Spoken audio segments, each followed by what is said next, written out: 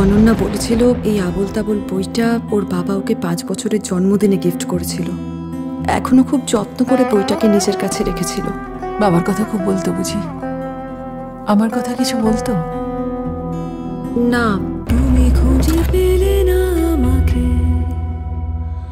15 years একেবারে contact of করে দিলি।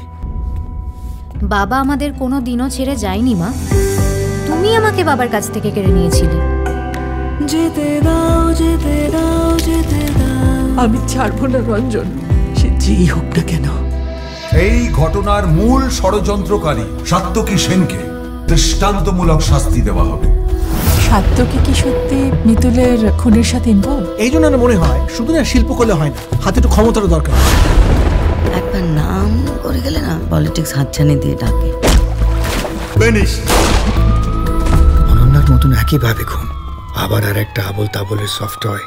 সাত্যকীর সাথে কানেকশনটা আরো স্ট্রং হয়ে যাচ্ছে। অনু, আমি সব জানি ম্যাডাম সেনগুপ্ত। কি মতলব তোমার? এটা একজনের কাজ হতে পারে না, এর সঙ্গে নিশ্চয়ই অনেকে জড়িত। খুনি অন্য কেউ নাকি একই খুনি আমাদের কনফিউজ করতে চাইছে?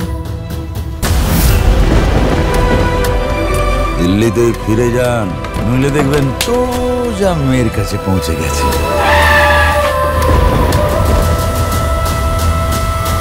আমার মেয়েকে আমার জাস্টিস দিতেই হবে। এটা একটা মায়ের লড়াই।